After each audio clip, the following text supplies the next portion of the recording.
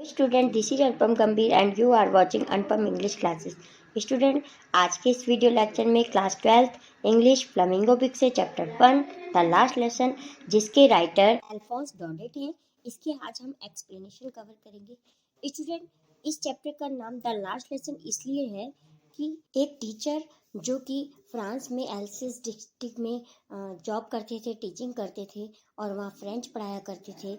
लेकिन फ्रांस और जर्मनी का जब वॉर हुआ था 1870 और 71 के बीच में, तब ये एल्सेस डिस्ट्रिक्ट और लॉरेंस जर्मनी के कब्जे में आ गई थी, जिससे उन्होंने ऑर्डर दे दिया था कि आज के बाद यहाँ पे इन डिस्ट्रिक्ट्स में, दोनों डिस्ट्रिक्ट में, एल्सेस और लॉरेन में फ्रांस नहीं पढ़ाई जाएगी। आज के बाद यहाँ पर जर्मन पढ़ाई जाएगी। इसीलिए जो यहाँ के टीचर एम हैमल, वो यहाँ पे लास्ट लेसन पढ़ा रहे हैं फ्रेंच का, इसीलिए चैप्टर का नाम भी द लास्ट लेसन पढ़ा।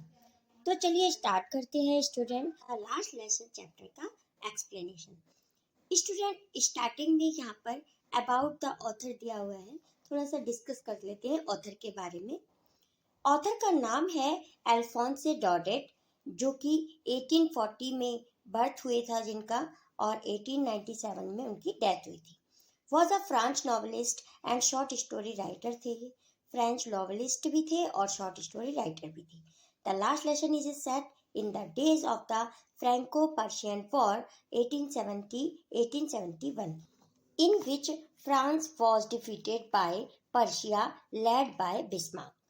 तो 1870 और 1870 बीच में फ्रैंको पर्शियन वॉर हुआ था, जिसमें जो फ्रांस है वो हारा गया था, पर्शिया के द्वारा हारा गया था, और जिसको लीड कौन कर रहा था पर्शिया को? Bismarck. Prussia then consisted of what now are the nations of Germany, Poland and parts of Austria. तो ये जो प्रशिया था, आज के समय पे जिसको जर्मनी कहा जाता है, ये तीन का समूह था, जिसमें जर्मनी, पोलैंड और ऑस्ट्रिया थे। In this story the French district of Alsace and Lorraine have passed into Prussian hands. इस स्टोरी में बताया गया है, उस समय की बात को बताया गया है जब ये दो डिस्ट्रिक्ट एल्सेस और लॉरेन प्रशिया के कब्जे में चली गई थी। यानी कि जब फ्रांस हार गया था युद्ध को, तो ये दो जो डिस्ट्रिक्ट थी फ्रांस की, एल्सेस और लॉरेन, वो प्रशिया के कब्जे में चली गई थी।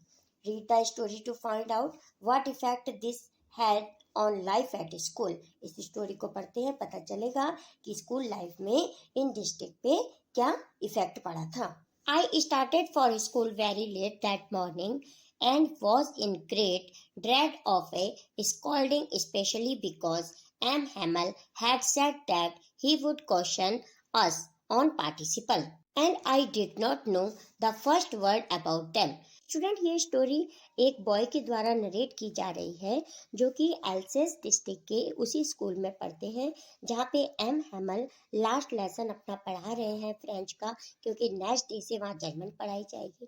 तो ये फ्रांच एक बॉय का नाम है जो कि इस स्टोरी को नरेट कर रहे हैं, और वो क्या कह रहे हैं कि उस दिन मैं मॉर्निंग में बहुत लेट हो चुका था, जिसकी वजह से ड्रेड की मीनिंग होती है स्टूडेंट में फियर, यानी कि मैं बहुत ही डरा हुआ था, बहुत ही डर में था, क्योंकि जो मिस्टर हैमल वहाँ पढ़ाते थे, स्पेशली मिस्टर हैमल से वो डर रहा था। क्यों डर रहा था? क्योंकि उन्होंने कहा था कि नेक्स्ट डे, यानी कि आज ही जब वो जा रहा था फ्रांस, उस दिन वो पार्टिसिपल का चैप्टर उनसे सुनेंगे, उसके बारे में, पार्टिसिपल के बारे में क्वेश्चन पूछेंगे। और उसने फ्रांच कह रहा है कि मैंने पार्टिसिपल के बारे में कुछ भी नहीं पढ़ा था, उसका एक वर्ड भी मुझे नहीं आता, फर्स्ट वर्ड भी नहीं आता, तो मैं इसीलिए मैं बहुत डरा हुआ था। For a moment I thought of running away and spending the day out of door। एक मोमेंट के लिए तो मैंने सोचा कि मैं बाहर चला जाता हूँ, कहीं बाहर स्पेंड करूँगा अपना डे को, और घूमूंगा फिरूंगा, स्कूल को अटेंड नहीं करूँगा। इट वॉज सो वार्म, बहुत ही गर्म दिन था आज। सो ब्राइट, मौसम बहुत ही ब्राइट था। The birds were chirping at the edge of the woods, और जंगल में जो पेड़ों के ऊपर बर्ड्स हैं वो चिपिंग यानी कि अपनी आवाज कर रही थी, ट्विटरिंग की sound. And in the open field back of सॉमिल the Prussian soldier were drilling, और ओपन फील्ड में तो बर्ड की साउंड आ रही थी, उसको बहुत अच्छी लग रही थी, मौसम बहुत ही ब्राइट था।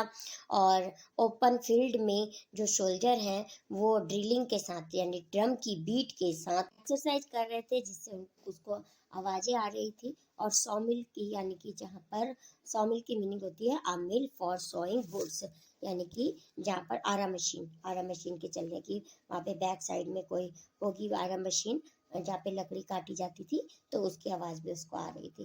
तो स्टूडेंट वहाँ पे बहुत ज़्यादा ठंडा मौसम रहता था फ्रांस में, लेकिन उस दिन मौसम बहुत ब्राइट था, सूरज निकला हुआ था, जिसकी वजह से उसका मन बिल्कुल भी स्कूल में जाने का नहीं कर रहा था। वो कह रहा था ओपन में ही मैं अपना टाइम स्पेंड करूँगा और स्कूल को मैं बंक कर लेता हूँ।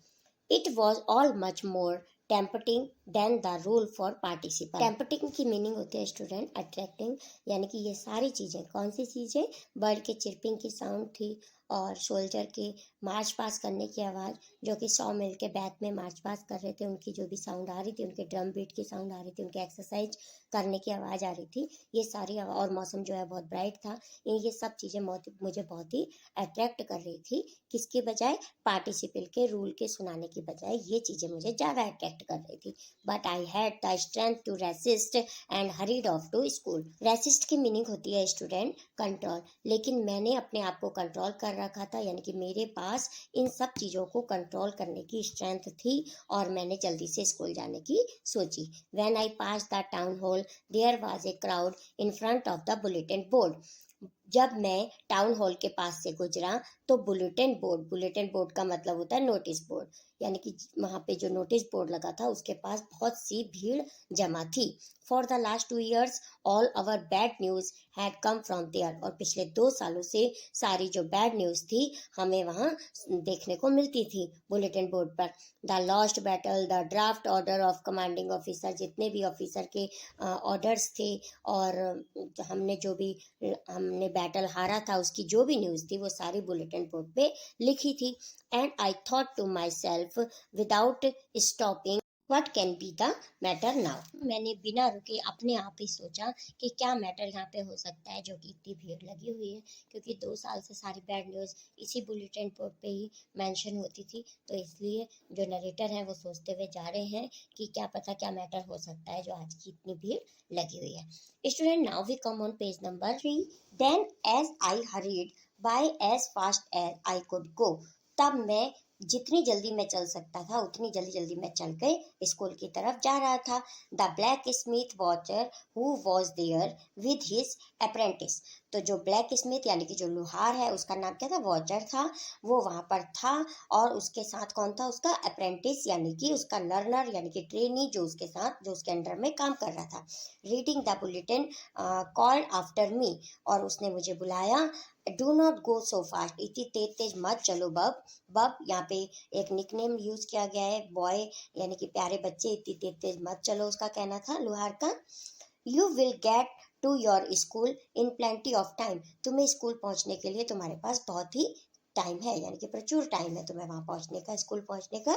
आई thought he was making fun of me. मैंने सोचा कि वो मेरी जो है मजाक बना रहे हैं, लोहार ब्लैक स्मिथ है। And reached M Hamel's little gardener all out of breath. Out of breath की मीनिंग है स्टूडेंट गास्पिंग। तो मैं इन्हीं सब बातों को सोचते हुए पढ़ते तेज भागते हुए सांस लेते हुए कहाँ पहुँच गया? एम हैमल के लिटिल गार्डन के पास पहुँच गया। Usually when school began there was a great bustle which could be heard out in the street, the opening and closing of desk, lesson repeated in unison very loud with our hands over our ears to understand better, and the teacher great ruler rapping on the table। तो student अब ऐसे करते करते वो भागते हुए कहाँ पहुंच गए थे? एम हैमल के गार्डन। जो एम हैमल है वो उनके टीचर हैं और वहीं उसी स्कूल के ऊपर वहीं पे रहते हैं, वो वहीं टीचिंग भी करते हैं और वहीं रहते हैं। तो गार्डन के पास पहुंचा तो यूजुअली जब वो रोज पहुंचता था गार्डन के पास तो वहाँ पे बहुत सी आवाज़ें आती थी। कौन सी आवाज़ें आती थी? Opening and closing desk. Desk को खोलने बंद करने की आवाज़ आती थी वहाँ पर पहुँचते ही। और यूनिसॉन की मीनिंग होती है student at the same time, एक ही समय में सब लोग बच्चे सारे लेसन को रीड करते थे, वेरी लाउड, बहुत तेज तेज पढ़ते थे, उसकी आवाज़ आती थी। और जो स्टूडेंट थे वो कह रहे हैं हम लोग जो सब जने थे वो अपने कानों में हाथ डालकर तेज तेज लेसन को पढ़ते थे, जिससे कि हम अच्छे से उसको समझ पाएँ, अच्छे से हम लर्न कर पाएँ। और जो टीचर है वो रूलर को रैपिंग करने की, टेबल पे खट खट रूलर को मारने की आवाज़ें आती थी। तो बहुत सी ऐसी आवाज़ें आती थी जब वो स्कूल पहुंचता था। But now it was also still, लेकिन आज जो है बहुत ही शांत था। I had counted on the commotion to get to my desk without being seen, but of course that day everything had to be as quiet as Sunday morning. लेकिन आज कह रहे हैं कि ऐसा कुछ भी नहीं था, कोई भी साउंड नहीं आ रही थी और मुझे बिल्कुल ही आज तो अलग दिखाई दे रहा था। ऐसा लग रहा था कि जैसे संडे मॉर्निंग हो। संडे मॉर्निंग में क्या होता है, स्कूल से कोई आवाज़ नहीं आती, किसी प्रकार की साउंड सुनाई नहीं देती, बिल्कुल शांत होता है। तो ऐसा ही संडे मॉर्निंग की तरह आज मुझे लग रहा था। ये सब बातें नरेटर सोच रहे हैं। दो द विंडो आई सा माई क्लासमेट, और जैसे ही उन्होंने विंडो से अपने क्लासमेट को देखा, ऑलरेडी इन देयर प्लेसेस, सभी अपने प्लेसेस पे बैठे हुए थे। And M Hamel walking up and down with his terrible iron ruler under his arm. जो एम हैमल है उनके टीचर हैं, वो रूलर को अपने आर्म के नीचे रखा हुआ था उन्होंने, और इधर उधर घूम रहे थे। I had to open the door and go in before everybody, मैंने डोर को ओपन किया और सबके आगे से निकला। You can imagine how I blushed and how frightened I was. तो ब्लश्ड की मीनिंग होती है student came red in the face because of ashamed, उसको बहुत शर्म आ रही थी और फेस बिल्कुल उनका जो है रेड पड़ गया था। किसका? फ्रांज का। फ्रांज कौन है? नरेटर है जो इस स्टोरी को सुना रहे हैं। तो वो कह रहे हैं कि आप इमेजिन कर सकते हैं कि मेरा फेस बिल्कुल रेड पड़ गया था शर्म के कारण, क्योंकि मुझे पार्टिसिपल का चैप्टर नहीं आता था और मुझे बहुत ही डर लग रहा था। बट नथिंग हैपन, लेकिन ऐसा कुछ भी नहीं हुआ।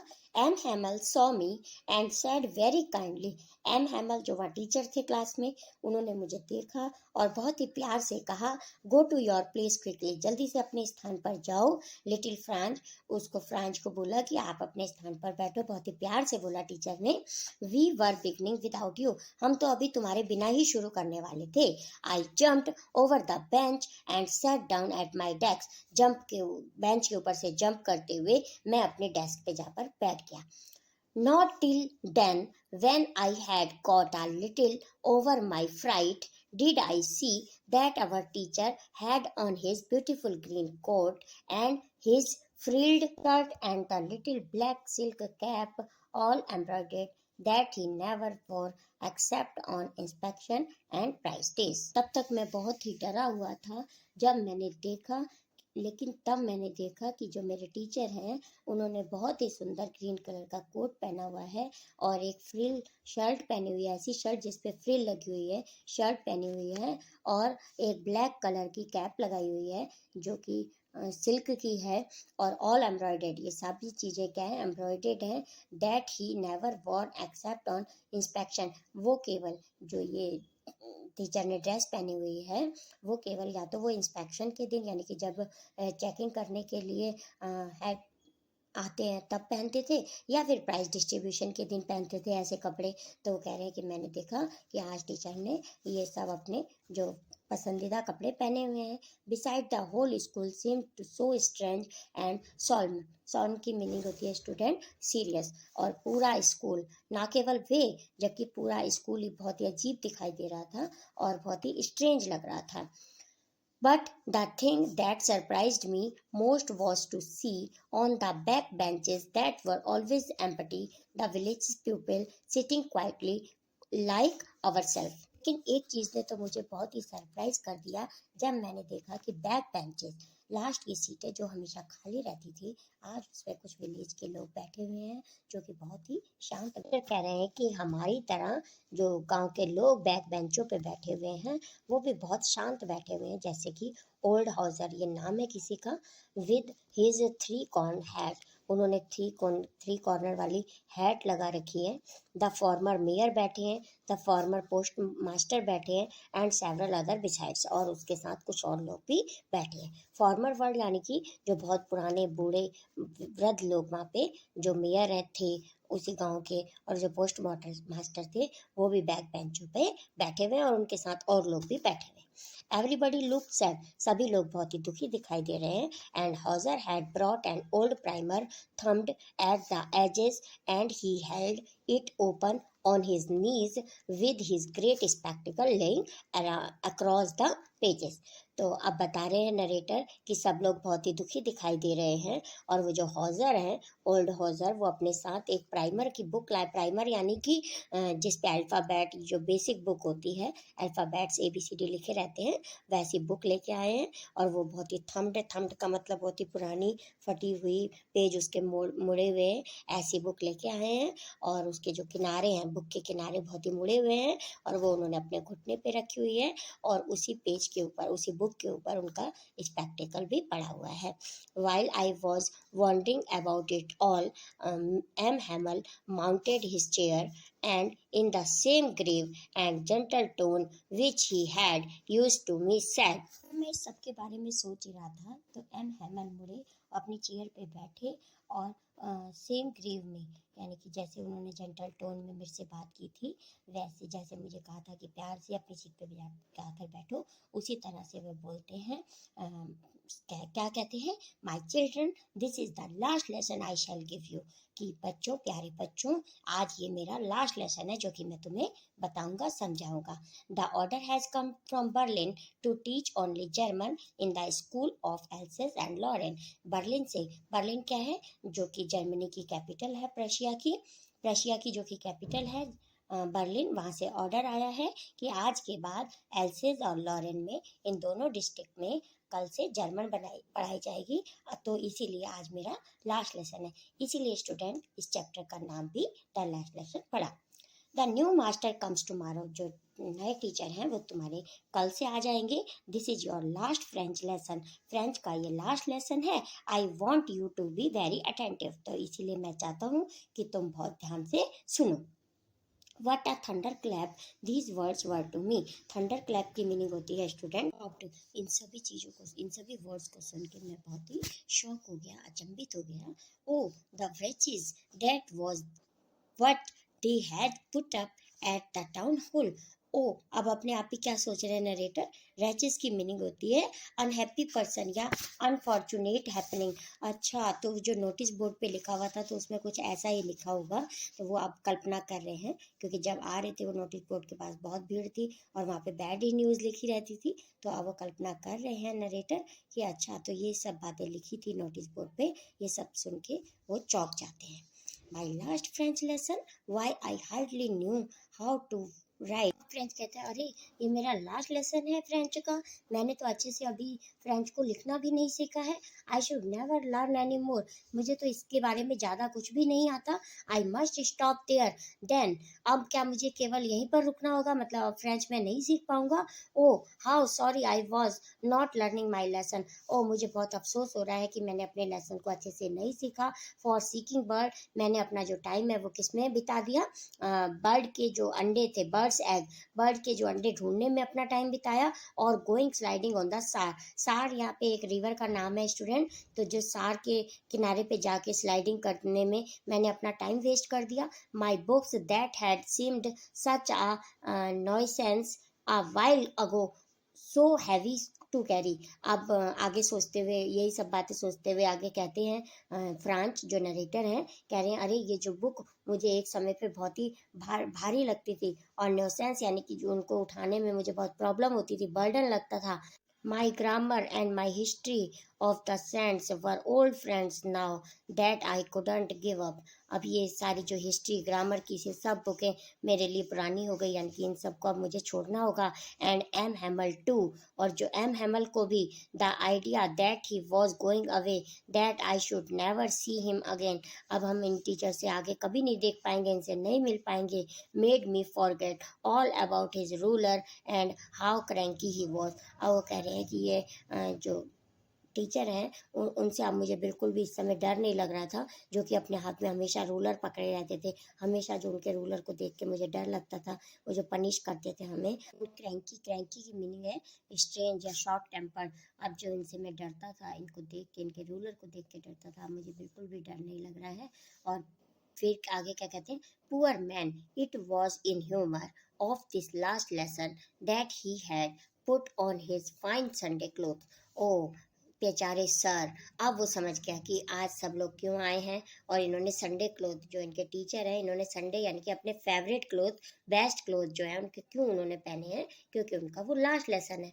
And now I understood why the old men of village were sitting there in the back of the room.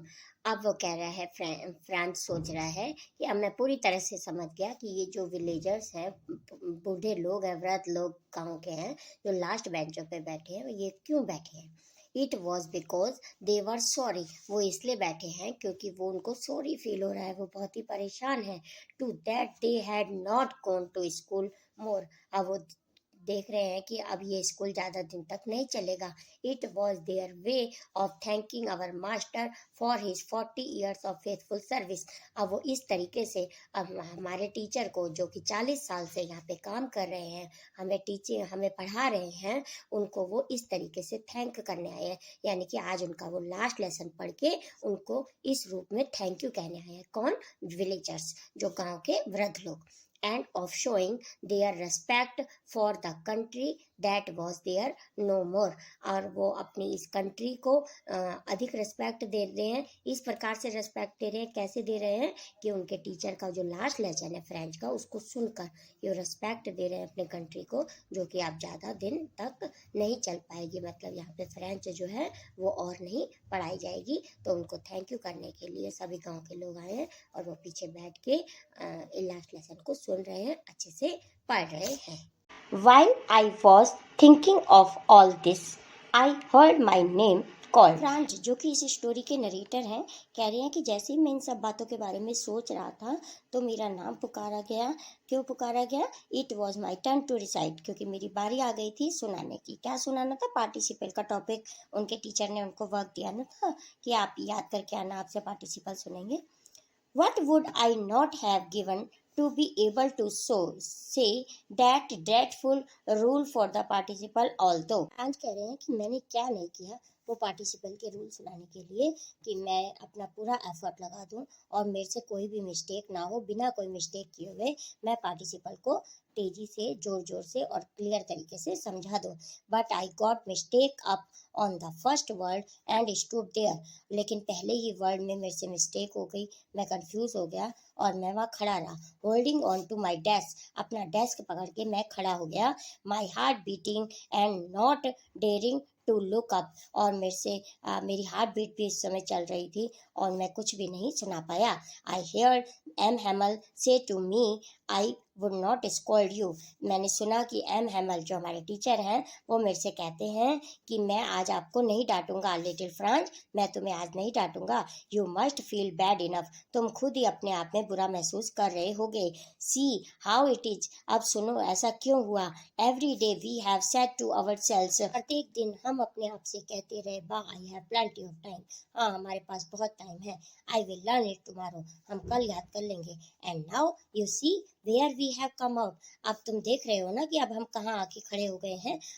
That's the great trouble with the else's, या अब लेकिन ये जो परेशानी है ये पूरे एल्सिस के साथ है।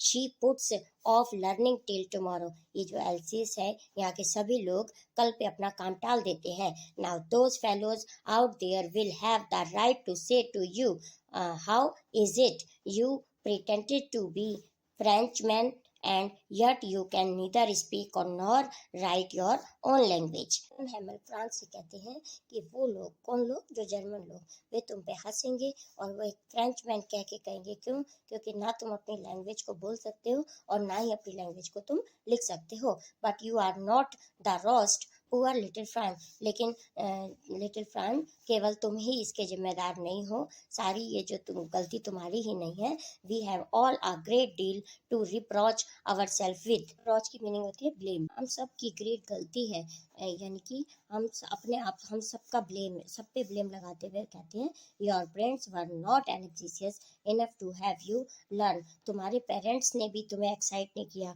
कि तुम आगे अपनी पढ़ाई करो। एनर्जिशियस की मीनिंग होती है वरीड, यानी कि तुम्हारी पढ़ाई को लेके तुम्हारे जो पेरेंट्स हैं वो भी दुखी नहीं हुए। They prefer to put you to work on a farm or at the mills. उन्होंने ये दे किनके लाया, फ्रांस के पेरेंट्स के लिए। पेरेंट्स की बात करते हुए कह रहे हैं कि उन्होंने भी तुम्हें फार्म पे और मिल में काम करने के लिए लगा दिया, so as to have a little more money, जिससे कि वे और अधिक पैसा कमा सके। एंड आई, और मैं, I have been a blame also, मैं अपने आप पे भी ब्लेम करता हूँ। Have I not often sent you to water my flowers instead of learning your lesson, मैंने तुम्हें अपने लेसन पढ़ने के बजाय अपने पेड़ पौधों में पानी लगाने के लिए, फ्लावर्स में वॉटिंग करने के लिए तुम्हें मैं भेज देता था। And when I wanted to go fishing, और जब मैं फिशिंग के लिए जाना चाहता था, did I not just give you a holiday, तो क्या मैं तुम्हें हॉलीडे पे नहीं भेज देता था, तुम्हें हॉलीडे नहीं दे देता था तब मैं।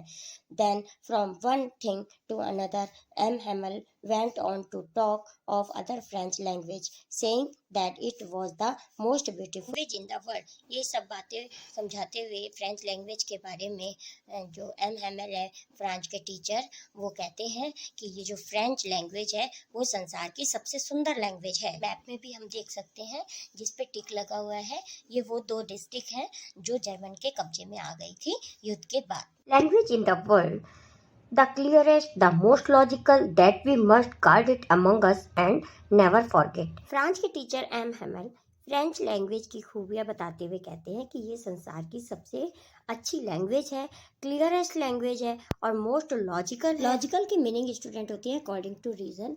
तो ये कहते हुए कहते हैं कि ये बहुत लॉजिकल लैंग्वेज है और हमें इसको संजो कर, गार्ड इट, हमें इसको संभाल कर रखना चाहिए हमारे बीच में, और हमें इसे कभी भी नहीं भूलना चाहिए।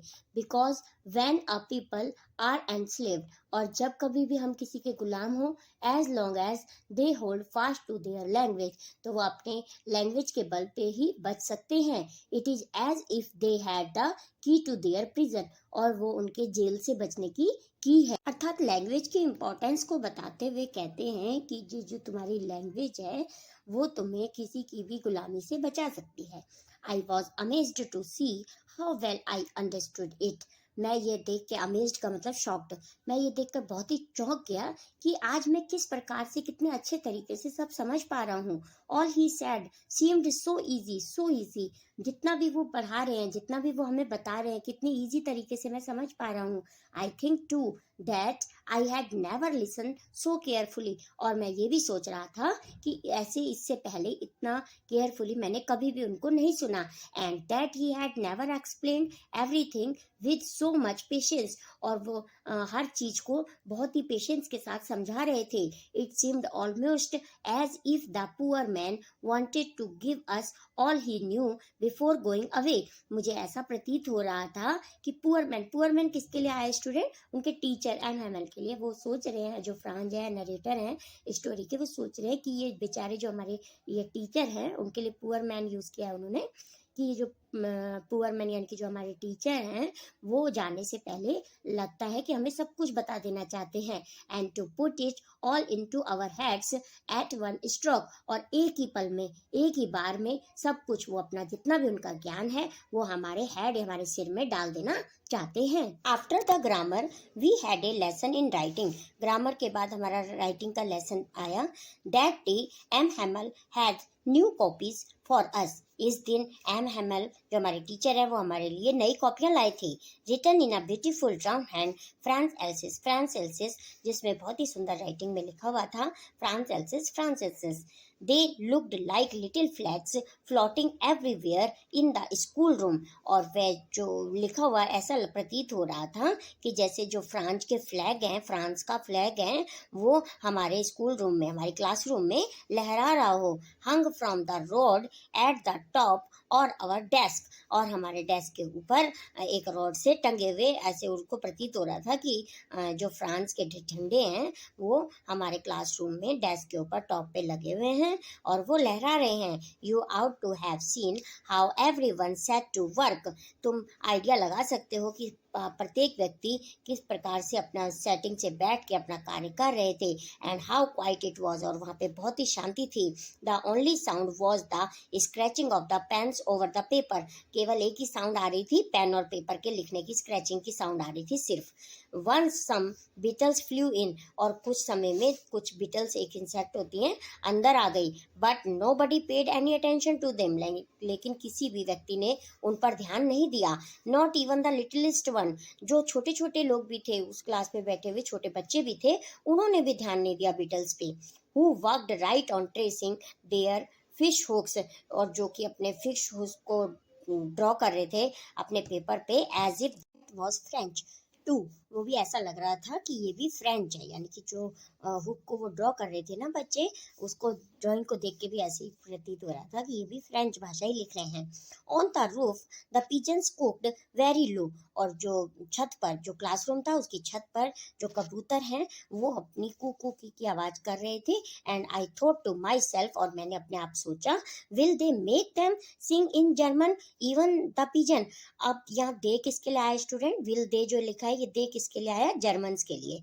अब वो सोच रहा है अपने आप ही, फ्रांस जो नरेटर है वो सोच रहा है कि क्या ये जो जर्मन लोग हैं, क्या पिजन्स पे भी अपनी जर्मन भाषा को थोप देंगे, क्या पिजन भी जर्मन में ही कुक्ड की आवाज करेंगे। Whenever I looked up from my writing, I saw M. Hamel sitting motionless in his chair and gazing first at one thing. जब कभी भी लिखते हुए मैंने इधर उधर देखा तो मैंने ये देखा कि एम हैमल जो हमारे टीचर हैं वो बिल्कुल मोशनलेस, बिना हिले बैठे हुए अपनी चेयर पे, और इधर उधर सब चीज़ों को बहुत ही ध्यान से देख रहे हैं। One thing then at another, कभी एक चीज़ को और फिर दूसरी चीज़ को, as if he wanted to fix in his mind just how everything looked in that little school room.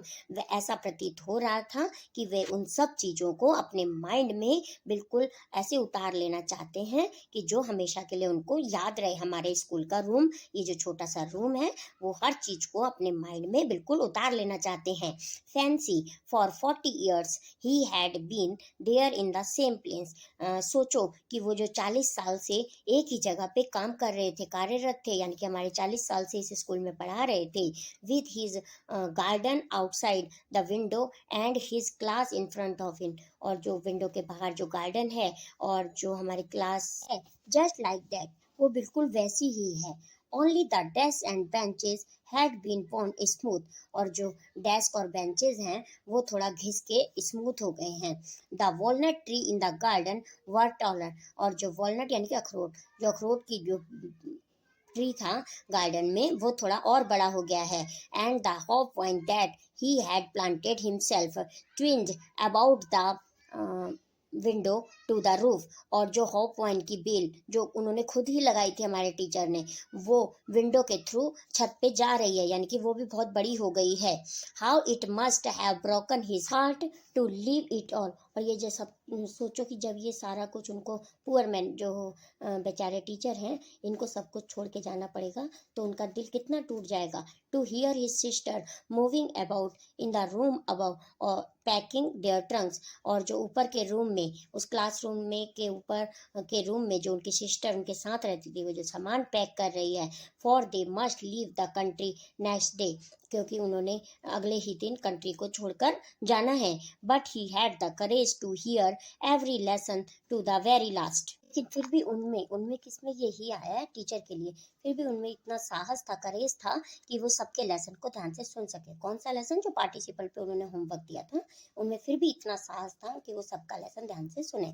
After the writing, और राइटिंग के बाद, we had a lesson in history, फिर हमने हिस्ट्री का लेसन अपना पढ़ा। And then the babies chanted their ba bi be bo bu, तो उसके बाद बेबीज जो कि बच्चों ने बा बी बी बो बू, ये जो अल्फ़ाबेट होते हैं स्टार्टिंग के, जो भी हम जैसे ABCD पढ़ते हैं तो ये फ्रेंच में होगा, तो उन्होंने ये सब पढ़ा बच्चों ने। Down there at the back of the room old Hauser had put on his spectacles and holding his primer in both hand, और जो लास्ट बेंचेस में, पीछे के बेंचों में बैठे हुए थे ओल्ड हाउसर, जो वृद्ध लोग बैठे हुए थे, उनके ओल्ड हाउसर, यहाँ पे हाउसर किसी का नेम है, उनके हाथ में एक प्राइमर थी। प्राइमर किसे कहते हैं स्टूडेंट? जो बेसिक बुक होती है, जैसे अल्फाबेट की बुक होती है, तो उन्होंने अपने हाथ में पकड़ी हुई थी। Spell the letter with them, तो वे वृद्ध लोग भी उनके साथ, बच्चों के साथ वो लेटर को स्पेल यानी कि गा रहे थे, बोल रहे थे। You could see that he too was crying, his voice tremble with emotion, तुम देख सकते हो कि ये जो इनके आवाज़ थी बहुत इमोशन से भरी हुई थी, और ट्रेम्बल का मतलब है आवाज़ जो उनकी कांप रही थी इमोशन के कारण। जो वृद्ध लोग हैं बोलते हुए उनकी आवाज़ भी ट्रेम्बल कर रही थी। And it was so funny to hear him that we all wanted to laugh and cry, ये सब मुझे बहुत ही फनी लग रहा था, और हम सभी जने हंसना भी चाह रहे थे और रोना भी चाह रहे थे। How well I remember it that last lesson, मुझे कितने अच्छे से याद है हमारा लास्ट लेसन। ये लास्ट लेसन कौन सा है? वो जो फ्रेंच का जो टीचर ने लास्ट में पढ़ाया था, लास्ट लेसन, लास्ट डे में, तो वो कह रहे हैं कि मुझे कितने अच्छे से याद है।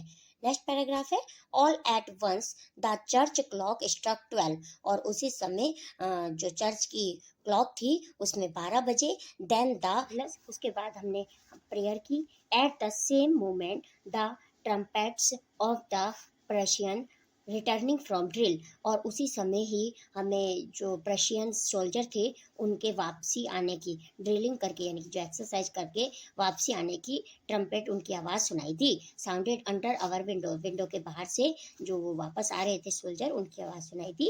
M Hamel stood up, M Hamel जो हमारे टीचर हैं वो खड़े हुए। वेरी पेल, बिल्कुल पीले पड़ा हुआ था उनका चेहरा। इन हिज चेयर, अपनी चेयर के पास खड़े हुए।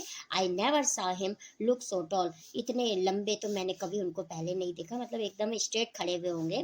माई फ्रेंड्स सैड ही आई, और वो बोले माई फ्रेंड आई करके बोलने लगे, कुछ बोले ना स्टार्ट कर रहे होंगे, लेकिन वो नहीं बोल पाए। बट समथिंग चॉक्ड हिम, लेकिन किसी बात ने उनको रोक दिया और वो रुक गए, आई कहते हुए रुक गए। He could not go on, उसके बाद वह जारी नहीं कर, उसको कंटिन्यू नहीं कर पाए अपने सेंटेंस को। Then he turn to the black board, और फिर वह वापस से ब्लैक बोर्ड की तरफ मुड़े। टूक अ पीस ऑफ चॉक, एक चौक का टुकड़ा उठाया। And bearing on with all his might he wrote as large as he could, और पूरी स्ट्रेंथ के साथ जितना बड़ा वे लिख सकते थे उन्होंने लिखा, वी विल लव फ्रांस, इसमें इसका मतलब होता है long live France. And he stopped and leaned his head against the wall, और उसके बाद वे रुक गए और उन्होंने अपना सर दीवार के साथ झुका दिया, चिपका के दीवार के साथ सटा के झुका दिया अपने सिर को। एंड विदाउट ए वर्ड, और बिना कोई वर्ड बोले, he made a gesture, gesture की मीनिंग होती है स्टूडेंट साइन या सिग्नल बनाना, to us with his hand, और अपने हाथ से उन्होंने हमें एक सिग्नल दिया, हाथ से इशारा किया। स्कूल इज डिसमिस्ड, डिसमिस्ड की मीनिंग होती है क्लोज्ड, कि स्कूल अब खत्म हुआ, यू मे गो, तुम जा सकते हो, यानी कि तुम्हारी क्लास एंड हो गई, तुम जा सकते हो। ये बात सिर्फ उन्होंने इशारे से कही क्योंकि वो कुछ आगे बोल नहीं सके। तो स्टूडेंट यहीं पे हमारा ये जो चैप्टर का एक्सप्लेनेशन है कंप्लीट होता है। I hope this explanation is very helpful to you. If yes, please like this video, comment this video and share this video with your friends. Subscribe my channel for more videos. Thank you so much for watching. मिलते हैं next video lecture में। Bye.